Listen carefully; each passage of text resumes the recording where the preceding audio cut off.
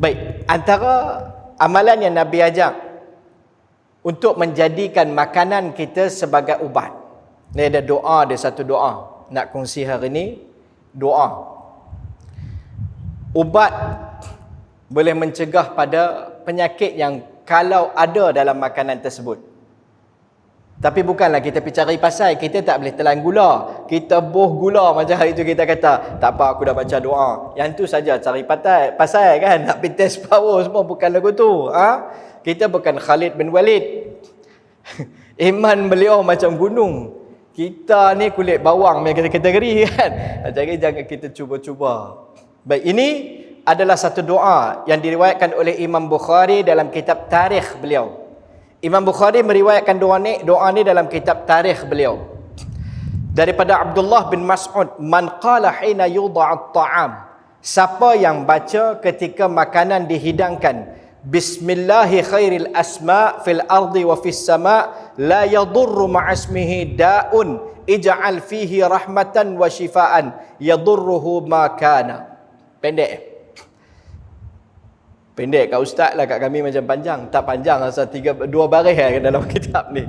Bismillahi khairil asma' fil ardi wa fis sama' la yadurru ma'asmihi da'un ij'al fihi rahmatan wa shifaan yadurruhu makan. Siapa yang baca ni, Allah Ta'ala akan menyelamatkan dia kalau dalam makanan tersebut ada mudarat. Tapi dengan yakin. Kalau nak test power dia tak jadi. Dia kena baca ayat-ayat Quran ni dengan penuh keyakinan. Ada orang berubat pakai bismillah 70 kali bismillah, pakai Fatihah. Ada orang tu saya jumpa berubat dia pakai Al-Fatihah, bismillah Al-Fatihah. Tapi orang berubat kat dia menjadi.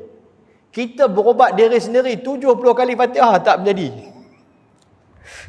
Tak ada keyakinan. Kawan tu bukan orang alim pun. Kan? Kita adalah belajar sikit-sikit tapi tak jadi sebab yakin kita tak teguh. Ayat Quran, hadis Nabi ni, doa-doa ni kita buat dengan yakin. Doa ni pendek ya.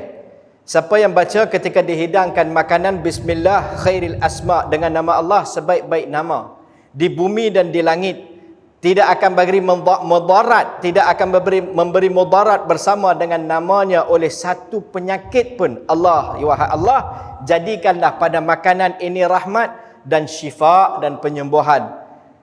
Yadurruhu makana, memberi mudarat apa yang ada kat makanan tersebut takkan bagi mudarat. La'alla sawat la yadurruhu makana.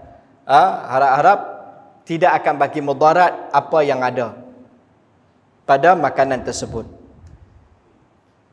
Bismillahi khairil asma' fil ardi wa fis sama' la yadurru ma'asmihi da'un ij'al fihi rahmatan wa shifaan.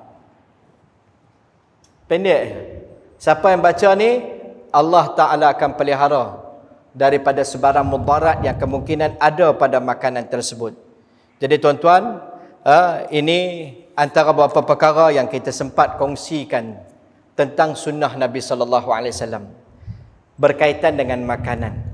Sedangkan Nabi SAW dalam hadis, dalam sepotong hadis yang diriwayatkan oleh daripada Masruq, anak murid kepada Aisyah radhiyallahu anha, sekali beliau masuk dipanggil oleh Aisyah untuk makan.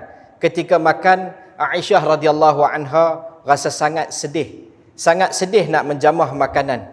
Ketika nak menjamah makanan, rasa sedih, ditanyakan kepada beliau. Aisyah radhiyallahu anha berkata, wallahi ma syabi'a min khubzin wala lahmin marrataini fi yaumin wahidin. Aisyah radhiyallahu anha berkata, demi Allah, baginda Nabi tak pernah kenyang dalam seumur hidup Nabi makan mana-mana makanan, sama ada roti ataupun daging 2 kali dalam satu hari. Dalam satu hari 2 kali Nabi tak pernah makan kenyang dengan buah mana-mana makanan. Kesusahan hidup Nabi SAW.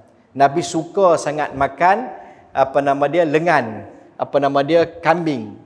Nabi suka makan, tapi jarang-jarang Nabi dapat makan. Aisyah bila nak menjamah makanan, Aisyah radhiyallahu anha kata, hadis ni diriwayatkan oleh Imam Tirmizi, kata Nabi tak pernah kenyang, perut yang tak pernah kenyang daripada roti ataupun daging 2 kali satu hari. Tuan-tuan, Ada beberapa tajuk lagi yang kita nak sentuh sebenarnya berkaitan dengan bagaimana mengisi perut ni dengan cara sunnah Nabi sallallahu alaihi wasallam yang tak sempat kita sambung. Insya-Allah ada kesempatan lain kita sambung. Cuma sedikit kita tamatkan muzakarah pada hari ini. Tengok baginda Nabi sallallahu alaihi wasallam sampai faraqad dunia, sampai meninggal dunia, Nabi tak pernah makan dengan kenyang sekenyang-kenyangnya. Nabi ajak kepada kita apa? Nabi pemimpin Madinah, presiden Madinah. Nabi nak makan kenyang, kalau Nabi suruh, Nabi minta, Nabi boleh dapat. Sahabat Nabi berlumba-lumba main tak makanan. Menantu Nabi Uthman Al-Ghani adalah orang yang kaya. Tapi Nabi tak pernah ambil kesempatan.